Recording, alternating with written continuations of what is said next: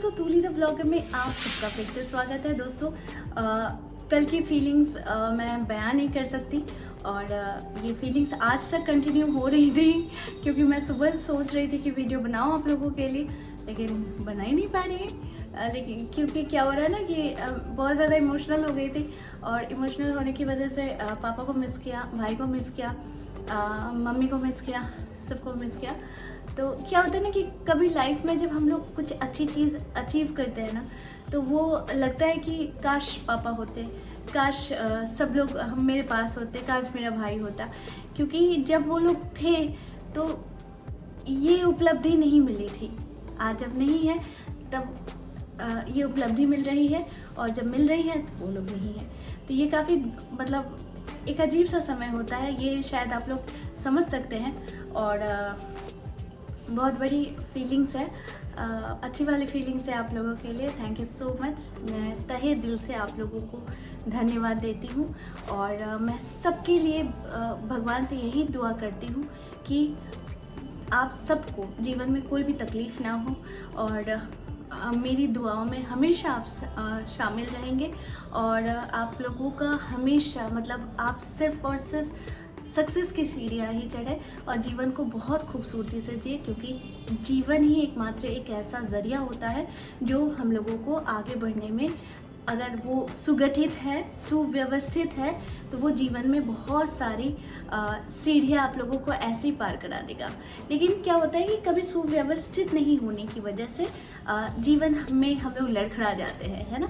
तो इसको प्लानिंग के साथ हम लोगों को जीवन को लेके जाना पड़ता है। हालांकि जो भी होता है वो समय के साथ ही होता है, लेकिन कोशिश करने में क्या बुराई है, क्योंकि जीवन को अगर जीना है अच्छी तरीके से तो बहुत सारी चीज़ें हम लोगों को ख्याल करके चलनी पड़ती है ना।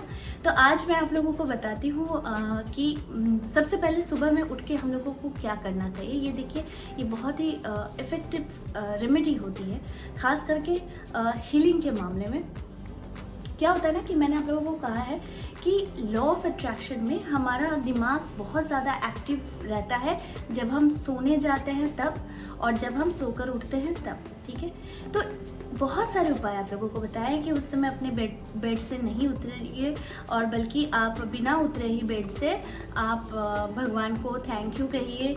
आपके लिए जीवन में जिसने जो भी किया है उसके लिए थैंक यू कहिए, और जितना हो सके दूसरों की मदद करने की कोशिश कीजिए। और अच्छी फीलिंग्स, कोई आपको ड्रीम है, आपकी कोई इच्छा है जिसको आप पूरा करना चाहते हैं, तो उसको पूरा करने के लिए ये दो जो टाइम होता है, एक सोकर उठने के बाद और एक सोने जाने से पहले, ये जो दो टाइम होता है ये काफ़ी ज़्यादा पावरफुल टाइम होता है, जिसको हम लोग यूज़ करना बिल्कुल ही चाहिए अगर जीवन में बहुत ज़्यादा उन्नति चाहते हैं तो, ठीक है। तो यहाँ पर बात आती है कि मैं जो आज टेक्निक के बारे में आप लोगों को बताऊंगी वो बहुत ही सिंपल है, बहुत ही आसान है और मुझे लगता है आप लोग हर कोई कर सकेंगे, ठीक है।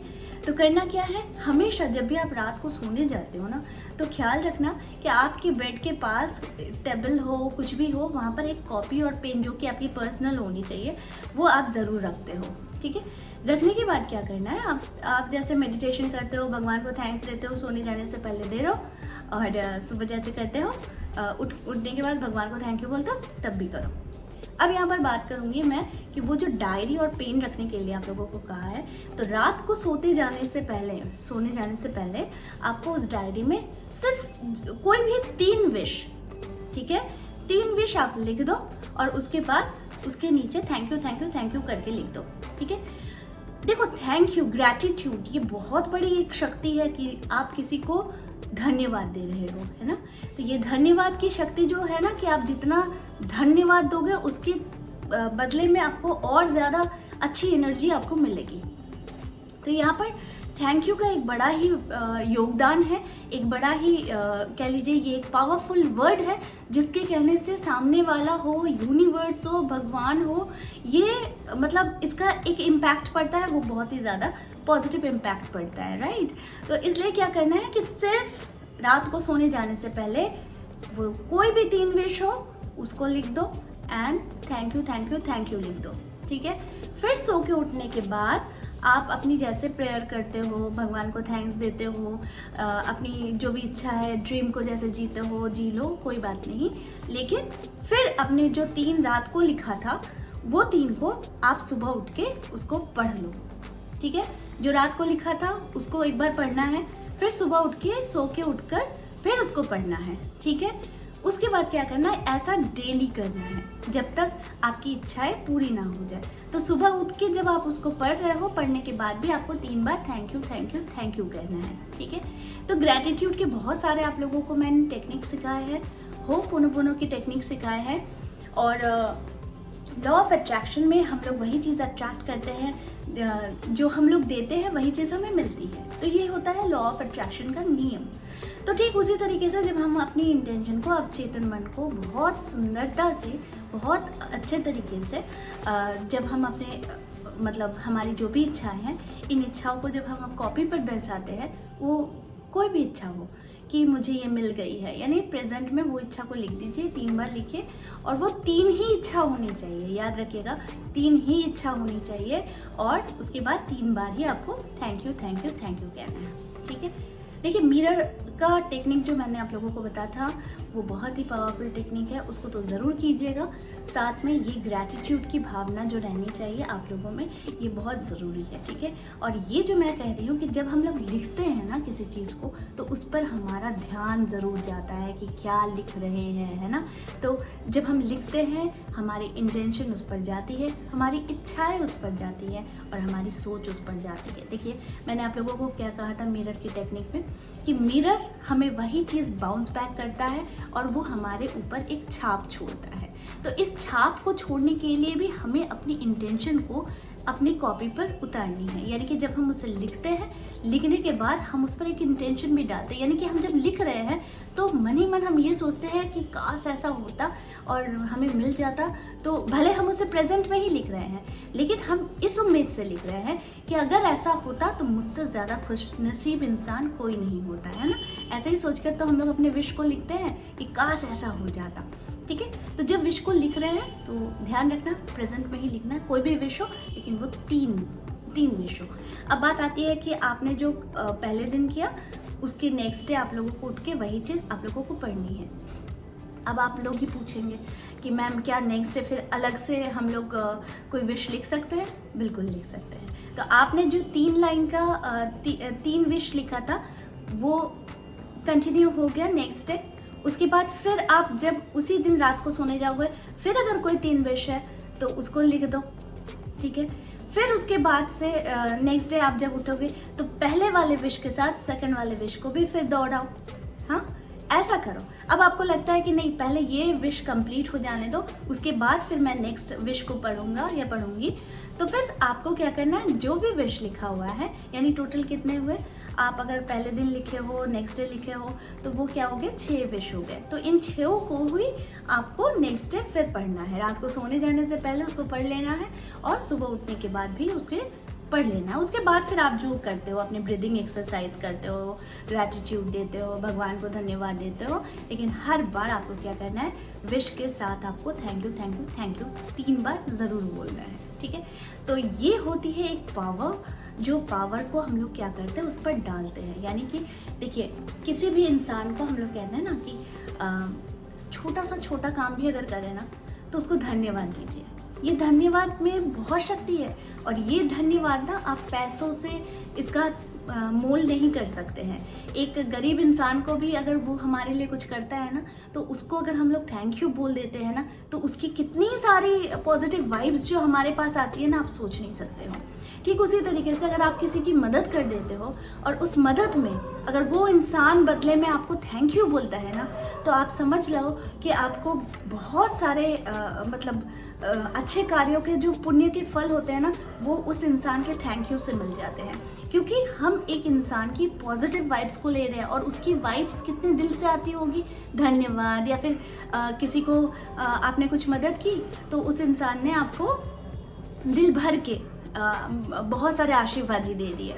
तो ये तो आपके लिए सोने पे सुहागा वाली बात हो जाती है। तो इसलिए करना चाहिए कि दूसरों की मदद ज़रूर करनी चाहिए, और हर एक दिन अगर दिमाग में रखेंगे कि हर एक दिन किसी एक इंसान की अगर मदद कर सकते हैं ना, तो आप समझ लीजिए कि इसका फल 100 गुना बढ़ जाता है। अगर हर एक दिन हमारी लाइफ में हम ये ठान लें कि किसी एक इंसान की मदद हम ज़रूर करेंगे, तो देखेंगे वो इंसान आपके लिए बहुत ज़्यादा ब्लेसिंग्स, बहुत ज़्यादा पॉजिटिव वाइब्स, बहुत ज़्यादा आपकी लाइफ में निखार लाना शुरू कर देता है। क्योंकि हमें समझ में नहीं आता है, कुछ चीज़ें होती है ना कि किसकी नेगेटिव एनर्जी जैसे हम लोगों को कमज़ोर बनाती है, किसी की नेगेटिव वाइब्स जो होती है वो हमें तबीयत ख़राब करा देती है कभी कभी, कि इतनी ज़्यादा नेगेटिव थी कि हमारा शरीर ले नहीं पाया, हमारे सेल्स ले नहीं पाया, हमारा मन नहीं ले पाया, या फिर हमारी एनर्जी उस वक्त उतनी स्ट्रॉन्ग नहीं थी कि दूसरे की नेगेटिव एनर्जी हम पर हावी हो जाती है।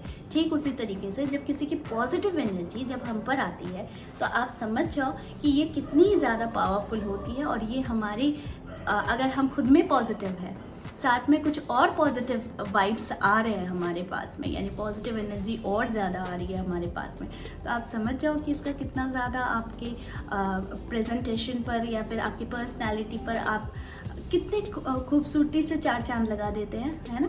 तो इसीलिए अपने विश को जब लिख रहे हो पूरे एनर्जी के साथ लिखो, क्योंकि मुझे पता है कि किसी की विश जो होती है, वो विश का मतलब क्या है, मनोकामना, कि काश ऐसा होता, है ना। लेकिन यहाँ पर होता है कि जब काश ऐसा होता, तो हम लोग जब सोचते हैं तो हम लोग पहले कल्पना कर लेते हैं, एक माइंड में एक सपने की तरह गोल होता है ना, कि इस सपने की तरह हम उस सिचुएशन को सोच रहे होते हैं। ठीक उसी तरीके से उस सिचुएशन को आपको लिख देना है कि जैसे मिल गई है, और उसको जब पढ़ते हैं तो बहुत अच्छे तरीके से पढ़ना है, यानी कि बहुत ज़्यादा आराम से रोज़ पढ़ना है, पूरे फीलिंग्स के साथ पढ़ना है। और साथ में जैसे आपको मिलने के बाद आपको किसी को थैंक यू बोलना पड़ता है ना, आपके लिए कोई कुछ अच्छा करता है, तो ठीक उसी तरीके से भगवान को समझ लो कि भगवान ने आपकी इच्छा पूरी कर दी है, और करने के बाद आप उन्हें क्या कह रहे हो, thank you thank you thank you. देखो, यूनिवर्स की शक्तियों की कोई लैंग्वेज नहीं होती है, उन लोगों को कोई लैंग्वेज नहीं पता होता है, ठीक है। वो सारे लैंग्वेज में आप कंफर्टेबल आपको कर देते हैं वो, तो इसलिए मत सोचिए कि क्या मैं धन्यवाद बोलूँगी तो वो नहीं सुनेंगे, नहीं, ऐसा नहीं है। धन्यवाद बोलिए, थैंक यू बोलिए, ठीक है, तो कोई बात नहीं है। तो लैंग्वेज की कोई प्रॉब्लम नहीं है, आपको जिस लैंग्वेज में जो लिखना है, जो बोलना है, आप बस बोल देना, ठीक है। और एक बार फिर से आप लोगों को तहे दिल से धन्यवाद, और बहुत सारी शुभकामनाएं, बहुत सारे अच्छे वाइब्स मैं आप लोगों के पास भेज रही हूँ, ताकि आप लोगों के जीवन में भी बहुत ज़्यादा सुख और शांति आ जाए, ठीक है। तो आई होप आज का वीडियो आप लोगों को अच्छा लगा होगा। इस तरह के वीडियोस मैं आप लोगों तक लाते रहूँगी। आज के लिए बस इतना ही, फिर मिलेंगे एक नए टॉपिक के साथ। तब तक के लिए आप सबको मेरा प्यार भरा नमस्कार।